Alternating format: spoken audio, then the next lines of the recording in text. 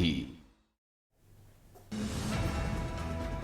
देवेंद्र फडणवीस तीसरी बार महाराष्ट्र सीएम की शपथ लेंगे। अजीत छठी बार डिप्टी सीएम बनेंगे। सीएम से डिप्टी सीएम बनने वाले शिंदे दूसरे नेता। संसद के शीतकालीन सत्र का 8वां दिन आज संभल हिंसा, किसानों की मांग का मुद्दा और अडानी मामले पर हंगामे के बड़े आसार। मथुरा श्री कृष्ण जन्मभूमि मामले में सुनवाई आज। हाईकोर्ट के आदेश पर सुनवाई करेगा supreme court. Shahi Idgah committee ने हाईकोर्ट के फैसले को दी है चुनौती। प्रियंका गांधी की अमित शाह से मुलाकात, कहा राजनीति से ऊपर उठकर वायनाड लैंडस्लाइड पीड़ितों की मदद करें। पीएम ने कुछ नहीं किया। असम में गोमांस पर बैन, सार्वजनिक कार्यक्रम रेस्टोरेंट और होटल में परोसा नहीं जाएगा। मंत्री बोले कांग्रेस फैसले का स्वागत करे, अब पाकिस्तान जाए। दिल्ली में आज सुबह छाई रही धुंध की परत, वायु प्रदूषण कम होकर पहुंची मध्यम श्रेणी। प्रदूषण नियंत्रण बोर्ड ने वायु AQI 128 दर्ज किया। आप देख रहे हैं के न्यूज, खबरों का सारथी। नमस्कार, लाइव न्यूज में आप सभी का स्वागत है। मैं हूं आपके साथ गरिमा वाजपेयी और अहम खबर से बुलेटिन की शुरुआत करते हैं। खबर है दिल्ली से, जहां पर महाराष्ट्र में नई सरकार की शपथ ग्रहण आज होगी। नई सरकार का शपथ ग्रहण कार्यक्रम, मायावती सरकार का होगा शपथ ग्रहण कार्यक्रम और देवेंद्र फडणवीस मुख्यमंत्री पद की शपथ लेंगे। सीएम सहित 2 डिप्टी सीएम शपथ लेंगे और मुख्यमंत्री को लेकर 2 सप्ताह में चली काफी जद्दोजहद शाम 5:30 बजे मुंबई के आजाद मैदान में समारोह होगा और प्रधानमंत्री मोदी समेत कई राज्यों के मुख्यमंत्री इस शपथ ग्रहण समारोह में शामिल होंगे। ये बड़ी जानकारी दिल्ली से आपको हम बता रहे हैं, आम खबर, जहां पर प्रधानमंत्री मोदी समेत कई राज्यों के मुख्यमंत्री इस शपथ ग्रहण समारोह में शामिल होंगे।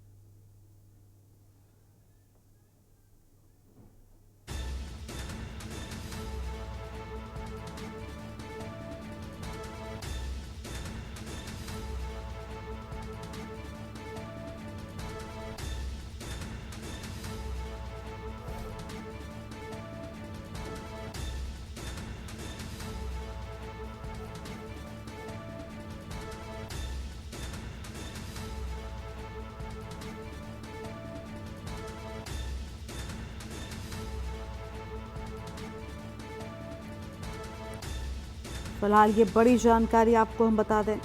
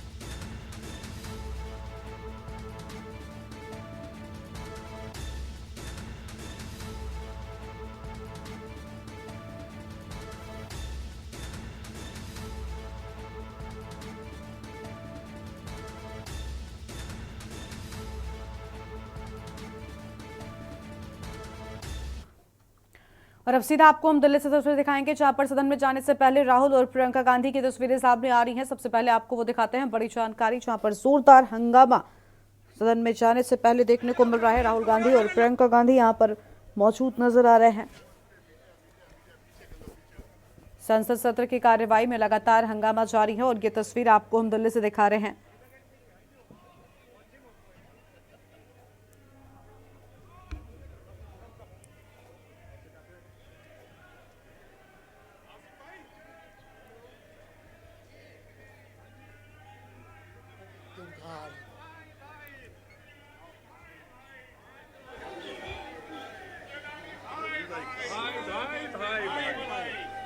भाई भाई देश बेच के खाई बनाई, एक है तो सेफ है। मोदी अदानी एक है, एक है मोदी अदानी एक है। और अब आगे बढ़ते हैं खबरों की ओर। अगली बड़ी खबर आपको बताते हैं, जहां पर दिल्ली से खबर, झारखंड सरकार की कैबिनेट का आज होगा विस्तार। राजभवन में हेमंत सोरेन सरकार के कैबिनेट का विस्तार, राजभवन के बिरसा मंडप में होगा कैबिनेट का विस्तार। बड़ी जानकारी आपको हम बता रहे हैं, कैबिनेट के विस्तार की बात सामने आई है। अहम खबर आपको हम बता दें,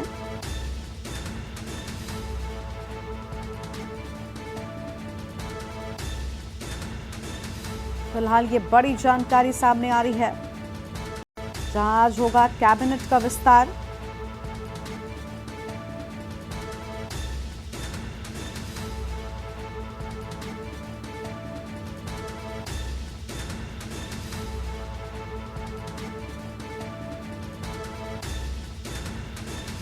सरकार की ओर से अहम बातें सामने आई हैं।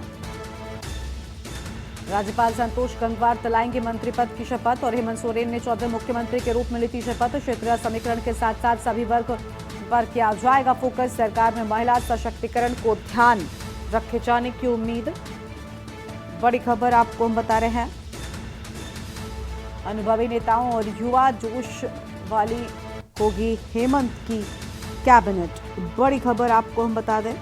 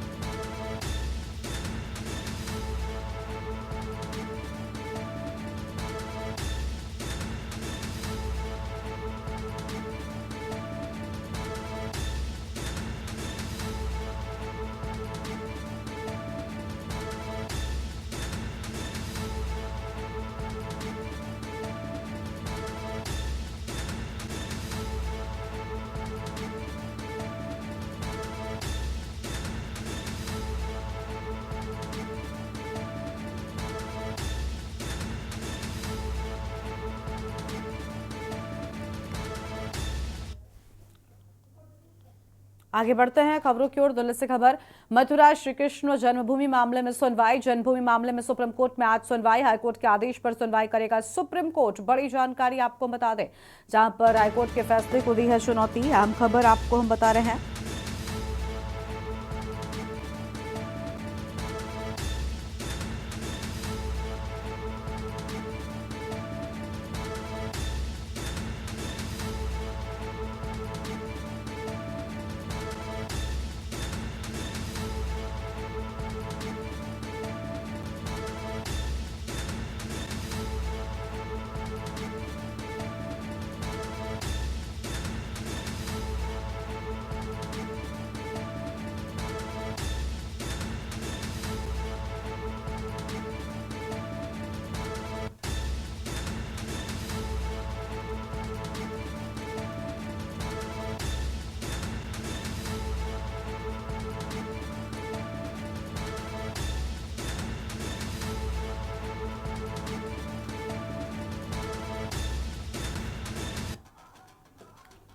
और अब आगे बढ़ते हैं खबरों की ओर। अगली बड़ी खबर आपको बताते हैं, जहां पंजाब में शिरोमणि अकाली दल के नेता सुखबीर सिंह बादल पर फायरिंग की गई, जिसमें वो बाल बाल बच गए। उनकी जान बचाने का श्रेय उस शख्स को जाता है जो उनकी बराबर में खड़ा था। जैसे ही आरोपी ने गोली चलाई, वो शख्स सामने आ गया और बंदूकधारी को पीछे हटा दिया। ये रिपोर्ट देखिए। अमृतसर में शिरोमणि अकाली दल के नेता सुखबीर सिंह बादल पर एक पूर्व आतंकवादी ने उस वक्त गोली चलाई जब वे स्वर्ण मंदिर के बाहर सेवादार की ड्यूटी निभा रहे थे। बादल व्हील चेयर पर थे, लेकिन गोली दीवार पर लगने से वे बाल बाल बच गए। हमलावर की पहचान पूर्व खालिस्तानी आतंकवादी नारायण सिंह चौरा के तौर पर हुई है। उसे गिरफ्तार कर लिया गया है और उसके खिलाफ FIR दर्ज की गई है।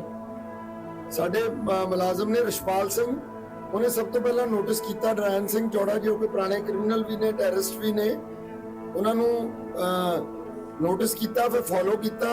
उस बाद जसवीर ते एक परमिंदर लड़का जो उन्होंने जो उन्होंने अपना वैपन कढ़िया तो उन्होंने इमीडिएटली उसकी बांह फड़ के उन्होंने के फायर जो उपरले पासे गया तो नारायण सिंह चौड़ा जो उन्होंने गिरफ्तार कर लिया गया। FIR दर्ज की गई है और वैपन भी रिकवर कर लिया।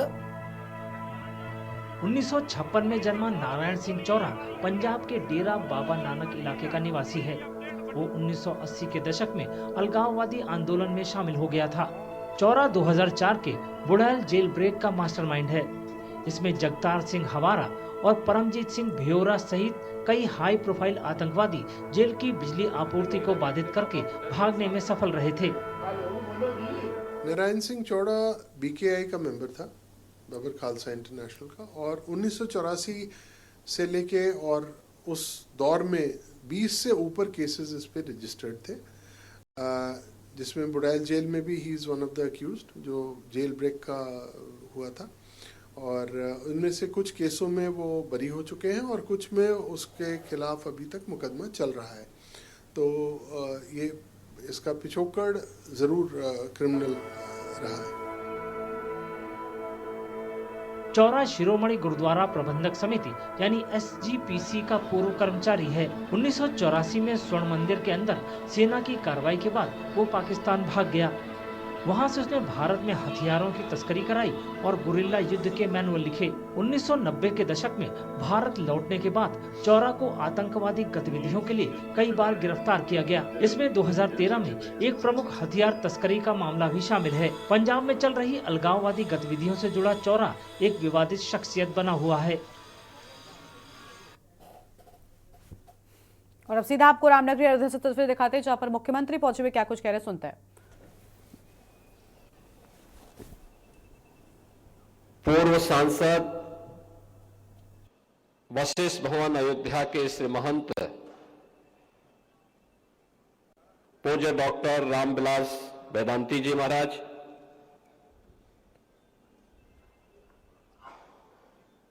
सुविख्यात रामायणी डॉक्टर सुनीता शास्त्री जी, उत्तर प्रदेश सरकार के वरिष्ठ मंत्री और अयोध्या के प्रभारी मंत्री श्री सूर्य प्रताप शाही जी, लोकप्रिय विधायक श्री वेद प्रकाश गुप्ता जी, कमलेश सिंह जी, नागा राम लखन दास जी, श्री आशीष मिश्र जी, मंच का संचालन कर रहे डॉक्टर जनार्दन उपाध्याय जी, आज के इस उद्घाटन कार्यक्रम में उपस्थित सभी पूज्य संतजन, श्री राम अनुरागी सभी मेरे उपस्थित बहनों और भाइयों, ये मेरा सौभाग्य है कि 43वें रामायण मेला के शुभारंभ के लिए मुझे आयोजन समिति ने यहां पर आने का अवसर दिया है। आयोजन समिति को हृदय से धन्यवाद देते हुए आप सभी उपस्थित महानुभावों का प्रभु के प्रति अनुराग का भाव रखने वाले, श्रद्धा का भाव रखने वाले आप सभी उपस्थित बहनों और भाइयों का मैं इस अवसर पर हृदय से अभिनंदन करते हुए आयोजन समिति को इस परंपरा को अनवरत बनाए रखने के लिए उनको भी मैं साधुवाद देता हूं। हम सब जानते हैं अयोध्या सनातन धर्म की एक पावन पुरी में से प्रथम पुरी है।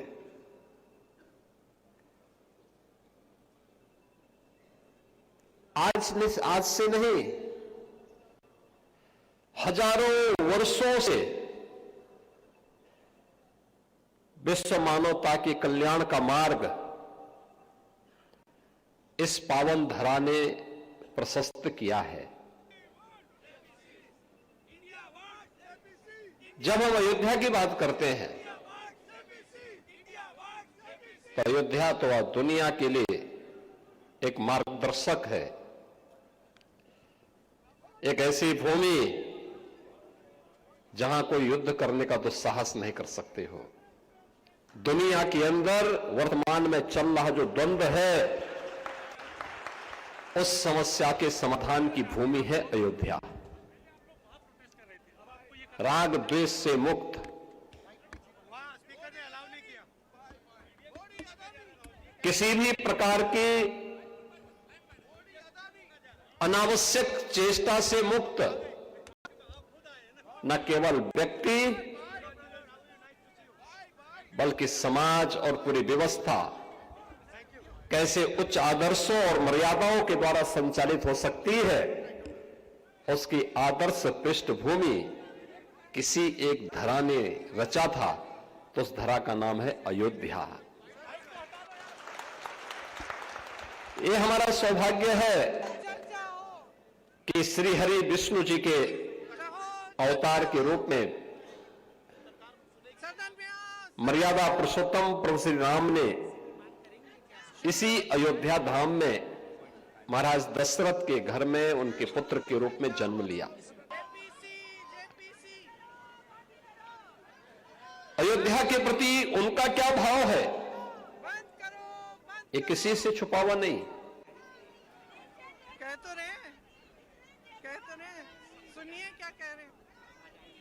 उन्होंने न केवल अयोध्यापुरी के बारे में बल्कि अयोध्या के नागरिकों के बारे में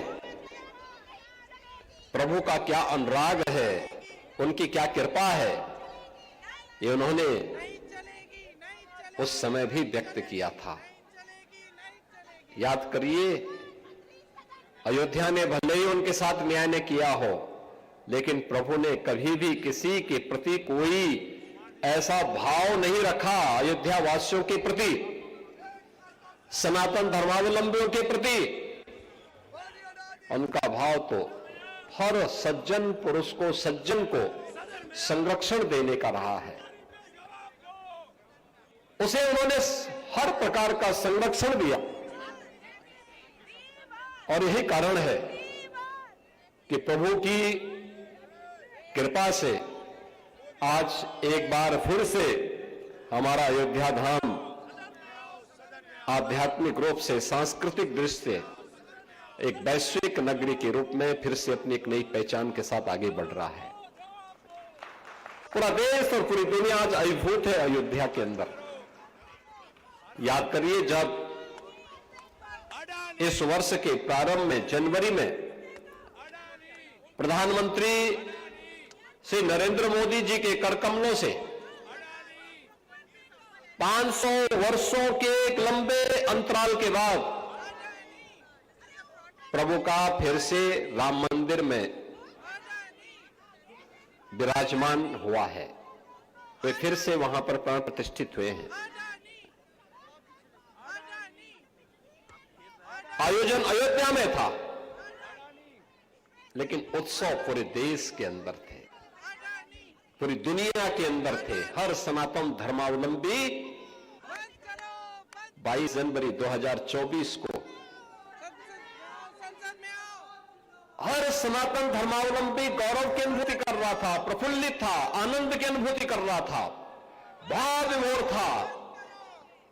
इस बात के लिए भाव विभोर था कि हमारे पूर्वज जिस कार्य को अपने नहीं चलेगी चर्चा हो। वह हम लोग आज देख रहे हैं, प्रत्यक्ष भी और परोक्ष रूप से भी। दृश्य श्रव्य माध्यमों से उन्होंने उस दृश्य को अपनी आंखों के सामने देखा, सुना और उससे आनंद विभोर होकर के उस कार्यक्रम के साथ जुड़े थे। श्री राम के प्रति हमारा क्या भाव है और भारत का क्या भाव है, इसका एक अनुभव करना हो तो गांव गांव में संत तुलसीदास जी के द्वारा प्रारंभ किए गए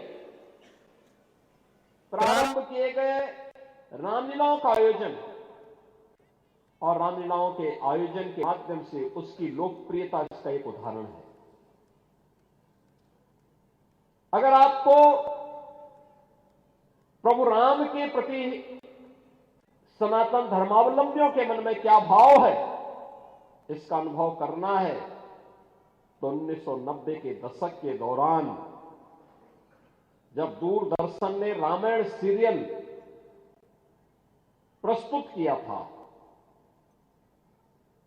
क्या दृश्य होता था। कौन ऐसा भारतीय था,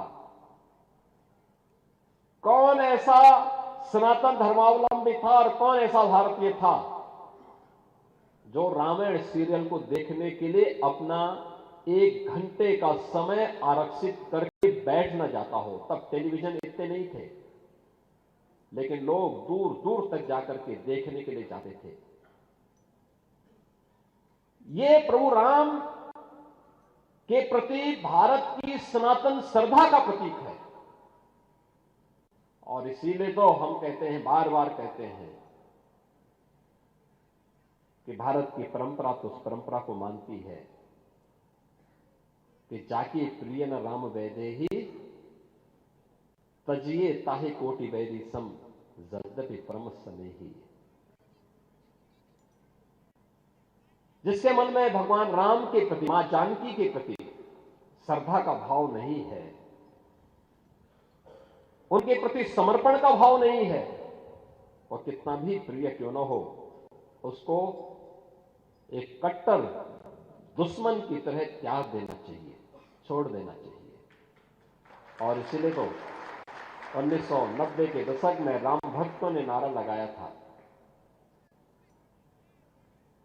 तब वेदांती जी भी बहुत जवान थे, अब तो बुजुर्ग हो चुके हैं, लगभग 100 साल के हो चुके हैं।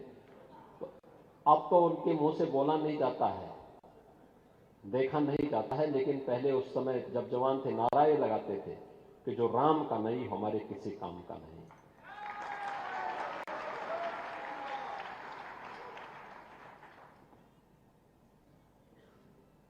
बहनों और भाइयों, मैं इसलिए भी आज आपके बीच में आया हूं। रामायण मेला 1982 में प्रारंभ हुआ। इससे पहले डॉक्टर राम मनोहर लोहिया जी ने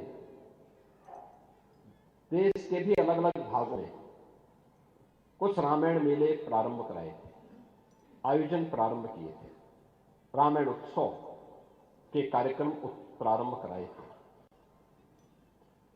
डॉक्टर राम मनोहर लोहिया इसी अयोध्या जनपद की, आज के अंबेडकर नगर जनपद में उनका जन्म हुआ। बहुत पढ़े लिखे थे, लेकिन मंदिर नहीं जाते थे, प्रवृत्ति से सोशलिस्ट थे, समाजवादी चिंतक थे। उन्होंने कहा था, जब उनसे एक बार पूछा गया कि इतनी विषमता के बावजूद उत्तर से दक्षिण, पूरब से पश्चिम, रंग रूप, भेष भाषा, खान पान, रहन सहन सब कुछ अलग अलग होते हुए भी भारत एक कैसे है। तो डॉक्टर राम मनोहर लोहिया ने उस पत्रकार को बहुत गौर से देखा और कहा, एक ही बात कही। उन्होंने कहा, याद रखना, मैं मंदिर नहीं जाता, लेकिन मेरा दृढ़ विश्वास है, जब तक भारत की आस्था भारत के 3 आराध्य देवों के प्रति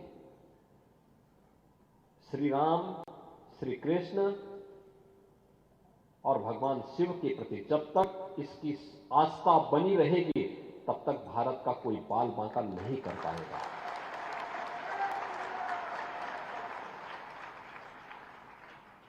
तब तक भारत भारत बना रहेगा।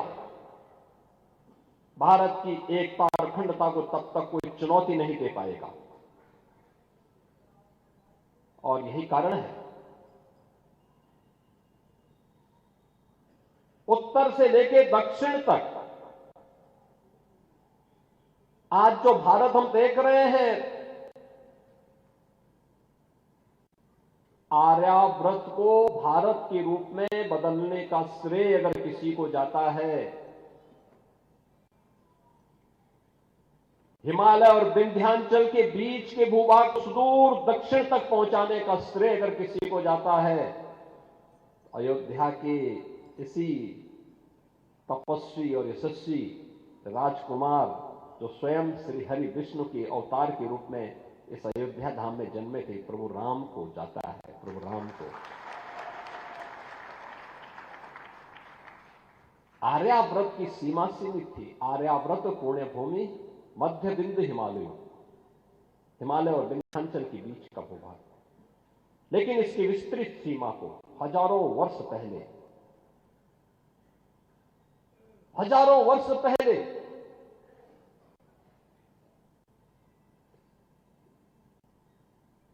हमारे जिस आराध्य ने इसको एक विस्तार दिया, वे प्रभु राम हैं। पूरब को पश्चिम से जोड़ने का काम भगवान श्री कृष्ण द्वारिका में निवास कर रहे थे। उन्होंने पहले मथुरा को कंस के आतंक से मुक्त करके फिर मथुरा में शांति बनी रहे, इसके लिए द्वारिका धाम में चले गए, द्वारिका धाम में रहे। लेकिन रुक्मणी को लेके आए वो सुदूर पूर्वोत्तर के राज्य से, पूरब और पश्चिम को जोड़ने का काम प्रभु श्री कृष्ण ने, लीलाधारी श्री कृष्ण ने किया। और देश के अंदर 12 ज्योतिर्लिंग के माध्यम से उत्तर, दक्षिण, पूरब, पश्चिम, देश के चारों ओर बिखरे हुए 12 ज्योतिर्लिंगों के माध्यम से भारत की सनातन एकता को और सुदृढ़ किया है भगवान शंकर ने। और यही व्याख्या डॉक्टर राम मनोहर लोहिया ने भारत के 3 आराध्य देवों के प्रति इस श्रद्धा भाव के साथ व्यक्त करते हुए पत्रकार को जवाब दिया था। वे एक आदर्श मानव थे। डॉक्टर लोहिया राजनीति में आदर्शों के प्रतीक माने जाते हैं। उन्होंने आज के समाजवादियों को भी कहा था, उन्होंने कहा था कि राजनीति में सच्चा समाजवादी वही जो संपत्ति और संतति के मोह से मुक्त रहे। आज के समाजवादी तो परिवारवादी हो गए हैं। अपराधी और गुंडों का संरक्षण पाए बगैर इनकी स्थिति वैसे ही हो जाती है जैसे कोई बिन पानी के मछली तड़पती है, वही स्थिति इन लोगों की हो जाती है। उसके बगैर रह ही नहीं सकते।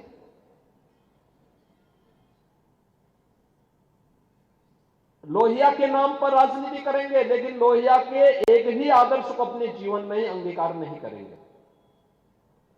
और मैं आप सबसे कहना चाहूंगा, हमने प्रभु को अपना आदर्श माना है। कुछ भी प्रेरणा हम प्रभु के उन उच्च आदर्शों से ले सके, हो ही जाए तो हम जा रहे हैं, तो हमारा जन्म और जीवन दोनों धन्य हो जाएगा। व्यक्तिगत जीवन में जो उच्च मूल्य और आदर्श होने चाहिए, व्यक्ति के प्रति, समाज के प्रति, अपने परिवार के प्रति, समाज के प्रति, पूरे देश के प्रति, वह किस प्रकार का होना चाहिए। तो अयोध्या से आप सुन रहे थे मुख्यमंत्री योगी आदित्यनाथ को, जिनकी ओर से अहम बातें कही गई हैं और आज अयोध्या के दौरे पर मुख्यमंत्री ने सराय। फिलहाल एक छोटे से ब्रेक के लिए यहां पर रुकते हैं, जो लौटेंगे। आप देख रहे हैं की न्यूज, खबरों का सारथी। ब्रेक के बाद आपका स्वागत है। मैं हूं वंदना पांडे और सीधा चलते हैं राजधानी दिल्ली, जहां पर सीएम आतिशी क्या कह रही है, सुना देते हैं। संदिग्ध परिस्थिति में मौत हुई है। ये बहुत ही गंभीर मामला है कि कैसे स्कूल के प्रेमिसेस के अंदर ऐसा क्या लड़ाई झगड़ा हुआ कि बच्चे की ऑन द स्पॉट डेथ हो गई। हमने एक शिक्षा विभाग की तरफ से इंक्वायरी इंस्टीट्यूट करी है कि अगर स्कूल की तरफ से किसी भी प्रकार की लापरवाही हुई है तो स्कूल पर सख्त से सख्त कार्रवाई करी जाएगी। लेकिन यह भी बहुत चिंता का मुद्दा है कि आज के दिन में दिल्ली शहर में हिंसा का, क्राइम का, लड़ाई झगड़े का ऐसा माहौल हो गया है कि उस माहौल का असर अब हमारे बच्चों पे भी पड़ रहा है। कैसा हमने वायलेंस का माहौल अपने समाज में पैदा कर लिया है कि छठी क्लास में पढ़ने वाले बच्चे एक दूसरे पे ऐसी हिंसा कर देते हैं कि किसी बच्चे की जान चली जाती है। मेरी आज सभी दिल्ली वालों से अपील है कि हिंसा की, लड़ाई झगड़े की, क्राइम की हम में से किसी की भी जिंदगी में कोई जगह नहीं है। जब तक दिल्ली वाले एक दूसरे के साथ नहीं आएंगे, हम सबको मिलके अपने अपने परिवार, सभी दिल्ली वालों की सुरक्षा का माद्दा उठाना पड़ेगा। वरना दिन ब दिन हम देख रहे हैं, कभी गली में, कभी मोहल्ले में, कभी बाजार में मार पिटाई, गोली चलना, गुंडागर्दी। अब हिंसा की और क्राइम की इस शहर में हर इंतहा पार हो गई है। परिवार इस घटना को भी आप लॉ एंड ऑर्डर से जोड़ के देख रहे हैं। देखिए, जब किसी समाज में, जब किसी शहर में हिंसा का ऐसा माहौल हो जाता है, जो हमारे बच्चे हैं वो भी तो इसे ही देख रहे हैं। वो रोज टीवी खोलते हैं, वो रोज न्यूज़पेपर में देखते हैं, रोज क्या खबर आती है कि पंचील पार्क में किसी का मर्डर हो गया, राजौरी गार्डन में गोलियां चल गईं, कहीं पे उगाही हो रही है, कहीं पे मार पिटाई हो रही है। जब पूरे समाज में लॉ एंड ऑर्डर का ब्रेकडाउन है, जब पूरे समाज में रोज टीवी पे, रोज न्यूज़पेपर पे, हर जगह सिर्फ वायलेंस की और क्राइम की ही खबर आती है, तो ऐसी स्थिति का असर हमारे बच्चों पे तो पड़ेगा ही। लेकिन मैं ये भी कहूंगी कि हम एक पूरी इंक्वायरी करेंगे कि अगर स्कूल की गलती है, स्कूल की केयरलेसनेस है, या अगर उसके बाद अस्पताल ले जाने में देरी हुई है, तो जिसकी भी गलती है उन पर सख्त से सख्त कार्रवाई करी जाएगी, किसी को भी बख्शा नहीं जाएगा। कह रहा है कि झगड़ा हुआ था छठी क्लास के बच्चे से, फिर उसका एक बड़ा भाई था, वहाँ पर वो पढ़ता था। तो ये बहुत छोटे बच्चे, पेरेंट्स क्या बता रहे हैं? देखिए, अभी इस पे इंक्वायरी होनी पड़ेगी कि एग्जैक्टली क्या हुआ था। सीसीटीवी फुटेज स्कूल के अंदर की मौजूद है। हमने 2 इंक्वायरीज इंस्टीट्यूट करी हैं। एक इंक्वायरी शिक्षा विभाग करेगा ये देखने के लिए कि स्कूल के अंदर क्या घटना घटी। उसके बाद एसडीएम को भी इंक्वायरी के आदेश दिए हैं कि स्कूल के बाद जब अस्पताल लेके जाया गया, अस्पताल से दूसरे हॉस्पिटल लेके जाया गया, तो वहां पे किसी प्रकार की लापरवाही तो नहीं हुई है। जिसकी भी गलती है उस पर सख्त से सख्त एक्शन जरूर होगा। मैम, दिल्ली सरकार की तरफ से कोई मदद दी जा रही है?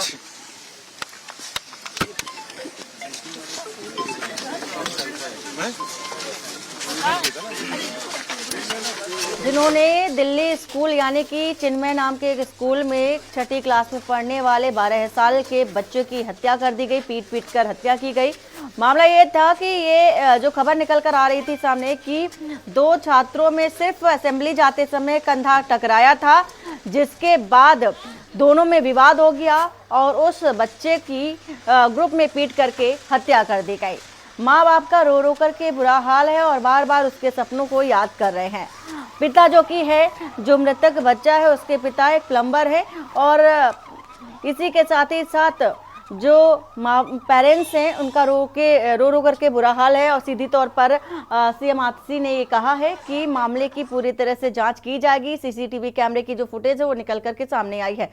इसी बीच निडौरी से आ रही है खबर, जहां पर देखा जा रहा है कि जिले के सामुदायिक स्वास्थ्य केंद्र बजाग में महिला नसबंदी शिविर लगाया। आयोजित शिविर के दौरान केंद्र में अव्यवस्था का आलम देखने को मिला है। और इसी बीच सुन लेते हैं यूनियन मिनिस्टर गिरिराज सिंह को।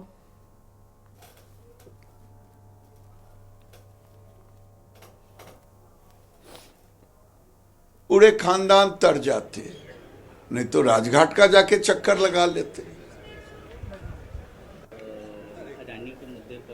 अरे कोई अदानी नहीं, कोई नहीं, कुछ नहीं, ये पॉलिटिकल ड्रामा है। इससे बढ़िया था ये जो संसद का चक्कर लगा रहे हैं। अयोध्या में राम का चक्कर लगा लेते तो पूरे खानदान तर जाते, नहीं तो राजघाट का जाके चक्कर लगा लेते। तो आप सुन रहे थे गिरिराज सिंह को। नहीं कुछ नहीं, ये पॉलिटिकल ड्रामा है। इससे बढ़िया था ये जो संसद का चक्कर लगा रहे हैं। अयोध्या में राम का चक्कर लगा लेते तो पूरे खान। तो गिरिराज सिंह को आपने सुना, जहां पर उन्होंने जिस तरह से अडानी मुद्दे को लेकर के राहुल गांधी, प्रियंका गांधी ने संसद के बाहर जो हंगामा किया था उसको लेकर के गिरिराज सिंह उन पर निशाना साध रहे थे और कह रहे थे कि सीधा अगर इतना ही था तो अयोध्या के चक्कर लगा लेते तो पूरा जो कुनबा है वो तर जाता। इसी के साथ ही साथ तमाम बड़ी बातें उन्होंने कही। और इसी के साथ ही साथ डिंडौरी से आपको एक खबर बता रहे हैं, जहां पर दूर दराज के गांव से नसबंदी कराने आई दर्जनों महिलाओं को बिना ऑपरेशन कराए ही बैरंग घर लौटना पड़ा है। और महिलाओं ने अस्पताल प्रबंधन और बीएमओ पर लापरवाही का आरोप लगाते हुए अव्यवस्था को लेकर के आक्रोश जताया। जानकारी के मुताबिक बुधवार को आयोजित नसबंदी शिविर में अस्पताल प्रबंधन ने स्वास्थ्य कार्यकर्ताओं के माध्यम से महिलाओं को नसबंदी शिविर में आमंत्रित तो कर लिया, लेकिन बाद में 30 नसबंदी करने का प्राप्त लक्ष्य का हवाला देते हुए उन्हें वापस जाने का फरमान सुना दिया, जिस वजह से नसबंदी कराने सुबह से भूखी प्यासी आई महिलाओं का गुस्सा फूट पड़ा। कुछ लोग ज्यादा आ गए हैं, इसमें इस वजह से थोड़ी दिक्कत जा रही है, बट सुविधा और अपन को कल ही आदेश मिले सीएमएस सर की तरफ से कि न्यायालय जी इसमें पढ़ के बता दें। ऑपरेशन के दौरान माननीय उच्च न्यायालय की निर्देशों का पालन करें, प्रत्येक कैंप में 30 ऑपरेशन से ज़्यादा ना करें, है ना। तो इस तरह का लेटर पहले मेरे को नहीं था, कल मिला है। तो थोड़ा सा जो अपन बताने का रहता है, हमने ग्रुप पे भी डाला था उस चीज़ को, राष्ट्र सहयोग वगैरह उस समय समझ नहीं पाए, है ना। तो अभी फिलहाल 30 ही नहीं है, हो चुके हैं संबंध अच्छे तरीके से। और एक्चुअली इसका रीजन और भी है क्योंकि एक पेशेंट अपन को लेट कॉम्प्लिकेशन के साथ मिला। और अब सीधा चलते हैं महाराष्ट्र, जहां पर देवेंद्र फडणवीस शपथ लेने से पहले, सीएम पद की शपथ लेने से पहले सिद्धिविनायक मंदिर जाते हुए और भगवान श्री गणेश का आशीर्वाद लेने के लिए सिद्धिविनायक धाम पहुंच रहे हैं देवेंद्र फडणवीस। और आज शाम 5 बजे शपथ ग्रहण समारोह होगा, सीएम पद की शपथ लेंगे। इसी के साथ ही साथ दोनों डिप्टी सीएम भी एकनाथ शिंदे और अजित पवार भी शपथ लेते नजर आएंगे शाम के 5 बजे। तो ये तस्वीरें सीधी दिखा रहे हैं आपको, शपथ ग्रहण से पहले सिद्धिविनायक मंदिर पहुंच रहे हैं देवेंद्र फडणवीस। तो महाराष्ट्र में नई सरकार की शपथ ग्रहण है आज, महायुति सरकार का ये शपथ ग्रहण समारोह होगा और इसी के साथ ही साथ देवेंद्र फडणवीस मुख्यमंत्री पद की शपथ लेंगे। उससे पहले ये तस्वीरें आपको दिखा रहे हैं, सिद्धिविनायक धाम की ये तस्वीरें, भगवान श्री गणेश का आशीर्वाद लेने के लिए पहुंच रहे हैं देवेंद्र फडणवीस और कहते हैं किसी भी शुभ कार्य करने से पहले श्री गणेश को याद कर लेना बहुत जरूरी होता है, तभी कार्य की सफलता मानी जाती है, सफल कार्य होता है। कुछ यही इसी धारणा के साथ देवेंद्र फडणवीस पहुंच रहे हैं सिद्धिविनायक धाम और भगवान श्री गणेश के दर्शन करने के लिए। और आज शाम 5 बजे शपथ ग्रहण होगा। मुख्यमंत्री को लेकर के 2 सप्ताह में काफी जद्दोजहद भी देखी गई थी। वहीं शाम 5 बजे, 5 से 5:30 के बीच बताया जा रहा है कि 5:30 बजे मुंबई के आजाद मैदान में कार्यक्रम का जो समारोह होगा वो भी देखा जाएगा। पीएम मोदी समेत कई राज्यों के जो सीएम हैं उनकी उपस्थिति में शपथ लेंगे देवेंद्र फडणवीस मुख्यमंत्री पद की। तो 5:30 बजे का ये समय बताया जा रहा है, जो जानकारी निकल कर आ रही है सामने। मुंबई से सीधी तस्वीरें आपको दिखा रहे हैं, महाराष्ट्र की ये तस्वीरें जहां पर देवेंद्र फडणवीस पहुंचे हैं और आप देख सकते हैं कि महायुति को लेकर के जो उल्लास है, जोश है, वो भी देखा जा रहा है। महिलाओं के अंदर जो उल्लास जोश है वो भी देखा जा रहा है। देवेंद्र फडणवीस जब तीसरी बार मुख्यमंत्री पद की शपथ लेंगे, उस शपथ ग्रहण समारोह से पहले ये खुशी महाराष्ट्र में देखी जा रही है महिलाओं के अंदर, और चेहरे भी देख सकते हैं किस तरह से खिले से नजर आ रहे हैं। एक विश्वास जो अटूट है देवेंद्र फडणवीस के प्रति इन महिलाओं को देखा जा सकता है। हालांकि अब चूंकि वो समय आ चुका है जब देवेंद्र फडणवीस शपथ लेते नजर आएंगे। काफी जद्दोजहद के बाद देखा गया था कि महायुति की लगातार बैठकें की जा रही थी। इसी बीच एकनाथ शिंदे भी अपने गांव गए थे, जिस वजह से एक कारण बताया जा रहा था कि जो सीएम पद की शपथ था उसके बाद कुछ करा, इसलिए हम उनको है ना चाहते हैं और वो हमारे लिए सब कुछ कर रहे थे। महाराष्ट्र राज्य का शासन करेगा। हाँ, हम बहुत खुश है। महाराष्ट्र में 5 साल राज्य रहना चाहिए ना देवेंद्र फडणवीस, हमारे लड़के बहनों के लिए लड़का भाई है ना। लड़की बहनों की अब क्या उम्मीद है सरकार से? मुख्यमंत्री देवेंद्र वो सोच समझ के सब कुछ करते हैं, सबके लिए सब कुछ अच्छा करेंगे। हमारे देवेंद्र भाऊ ऐसे है कि वो सबका सोचते हैं, गरीब हो अच्छे लोग हो सबके लिए वो अच्छा सोचते हैं। तो हम चाहते हैं कि हर साल मुख्यमंत्री वही बने हैं। हमारी दुआएं भी उन्हीं को वैसे चाहते हैं ना, हम सभी बहनें उनके साथ में हैं। बहुत ही हमको बहुत हर्ष हो रहा है कि उनकी शपथ निकले, हम तैयार है।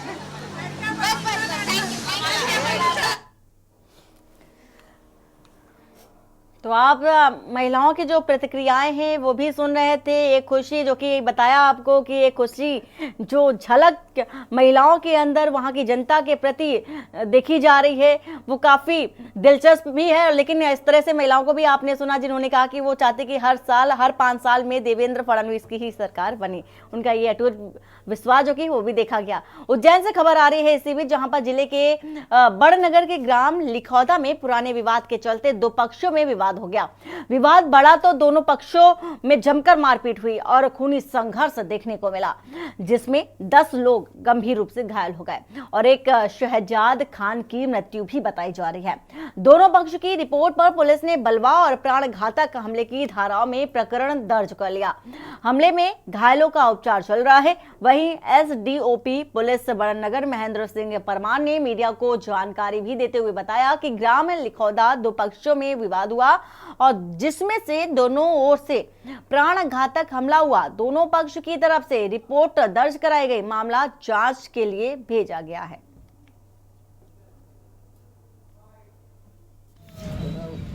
हमारे थाना बड़नगर क्षेत्र में जो है लिखौदा गांव पड़ता है। मुस्लिम समाज के लोग वहाँ रहते हैं ज़्यादातर, और उनका कुछ आपसी लड़का और लड़की में कोई भागने को लेकर कोई विवाद हुआ था।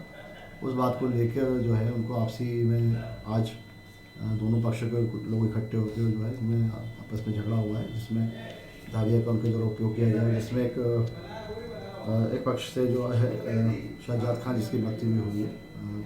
सूचना पर से तुरंत बल भी वहाँ पहुँच गया था और यहाँ पर जो है मेडिकल करवा के सिविल उनको मेडिकल के लिए रवाना कर दिया था।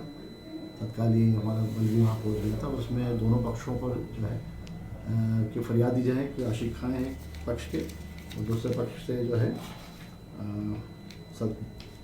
सद्दाम, इन दोनों पक्षों की तरफ से जो है धारा 109 के अंतर्गत जो है और अन्य धाराएँ जो है इसमें लगाई गई हैं और अपराध पंजीबद्ध किया गया है। शीघ्र ही जो है इसमें जो भी इसमें शामिल है उसकी गिरफ्तारी की जाए। जी सर, कितने आरोपी हैं? एक पक्ष में 10 आरोपी हैं और एक में 5 आरोपी। और इसी बीच राजधानी लखनऊ से खबर, इंजीनियर ने बिजली निजीकरण को लेकर के देखा जा रहा है विरोध भी चल रहा है। निजीकरण का विरोध 5 और राज्यों के इंजीनियर ने किया और कुल 11 राज्यों के बिजली अभियंताओं का समर्थन भी मिलता नजर आ रहा है। इसी के साथ ही आगरा जैसा विफल प्रयोग थोपना चाहता है प्रबंधन, ये आरोप लगाए जा रहे हैं और संघर्ष समिति ने प्रबंधन पर ये गंभीर जो कि आरोप है वो भी लगाए जा रहे हैं। पंजाब, उत्तराखंड, जम्मू कश्मीर और झारखंड भी वहां पर भी ये देखा गया कि विरोध के जो सुर है काफी तेज नजर आए थे। महाराष्ट्र, हरियाणा समेत 6 राज्यों ने भी इसका विरोध किया है। राजधानी लखनऊ से खबर, 5 और राज्यों के इंजीनियर ने विरोध प्रदर्शन किया है। बिजली अभियंता संघ निजीकरण के विरोध कर चुका है और इसी के साथ ही बिजली निजीकरण के खिलाफ खड़े हुए हैं इंजीनियर। आगरा जैसा विफल प्रयोग थोपना चाहता है प्रबंधन, ये आरोप भी लगाया जा रहा है। संघर्ष समिति ने प्रबंधन पर गंभीर आरोप भी लगाए हैं।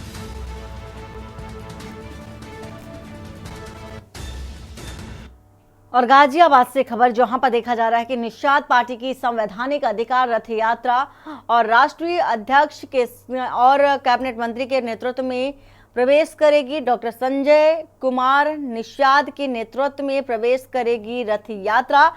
सहारनपुर के मां शाकंभरी देवी शक्ति देवी पीठ से शुरू हुई थी यात्रा। मां शाकंभरी देवी शक्ति देवी पीठ 30 नवंबर से शुरू हुई थी यात्रा और राष्ट्रीय अध्यक्ष लोनी गाजियाबाद में भी जनसभा को संबोधित भी करेंगे।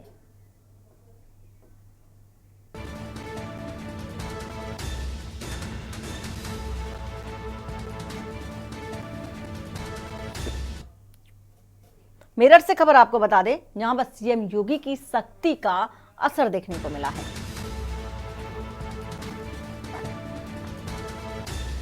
मुआयना करने निकले एसएसपी विपिन ताड़ा और शाम देखा जा रहा है कि सुबह 5 बजे सुरक्षा व्यवस्था का निरीक्षण किया। एसएसपी ने सुरक्षा व्यवस्था का मुआयना किया। एसएसपी ने यह भी बता दें आपको कि थाना कोतवाली का औचक निरीक्षण किया था, कार्यालय के अभिलेख को चेक किया, मैस बैरिक मालखाना हवालात का भी निरीक्षण किया। वहीं सीसीटीवी पिकेट व्यवस्था करने की भी जो भी निर्देश दिए गए थे उसका भी निरीक्षण किया है।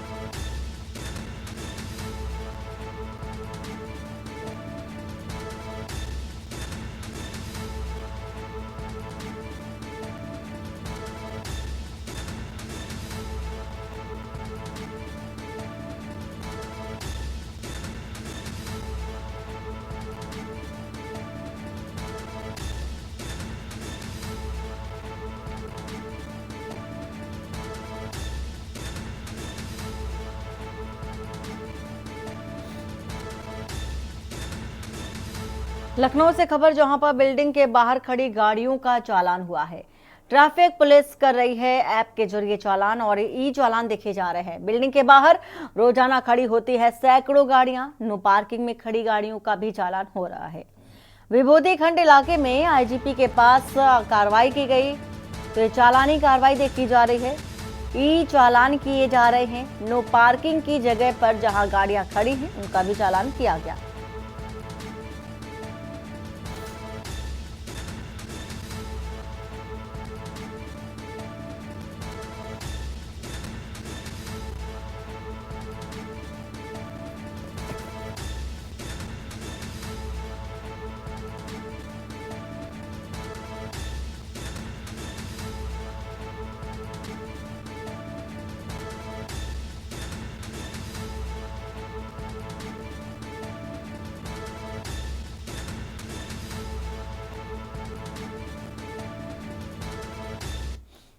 वहीं लखनऊ कमिश्नरेट पुलिस ने शहर में सुरक्षा व्यवस्था का जायजा लिया है। मॉर्निंग वॉक पर निकले लोगों से बातचीत करने के साथ ही तेज रफ्तार बाइक चलाने वालों के खिलाफ अभियान भी चलाया। वहीं धार्मिक स्थलों पर तेज आवाज में बजने वाले लाउड स्पीकर की भी चेकिंग की। साथ ही धार्मिक स्थल के लोगों को तय मानक में उन्हें रखने का भी सुझाव दिया। डीसीपी सेंट्रल रवि नरत्यागी ने बताया है कि लखनऊ की सुरक्षा और कानून व्यवस्था को बनाए रखने के लिए पुलिस टीम का सहयोग करें। और इसी के साथ ही साथ चलते हैं सीधा सिद्धिविनायक मंदिर, जहां पर देवेंद्र फडणवीस श्री गणेश भगवान के दर्शन करने के लिए पहुंचे। सीधी तस्वीरें और दर्शन पूजन करते नजर आ रहे हैं, प्रार्थना करते नजर आ रहे हैं और दर्शन करके शुभ कार्य की शुरुआत करने जा रहे हैं देवेंद्र फडणवीस। और अब सीएम पद की शपथ लेने से पहले ये तस्वीर आपको दिखा रहे हैं। कहते हैं कि सर्वप्रथम श्री गणेश कि पूजा के साथ ही साथ किसी भी शुभ कार्य की शुरुआत करनी चाहिए, जिससे कि वो सारे ही कार्य बिना किसी विघ्न और बाधा के पूर्ण होते रहे।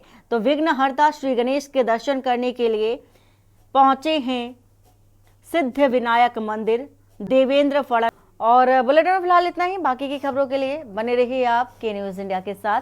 नमस्कार। आप देख रहे हैं के न्यूज, खबरों का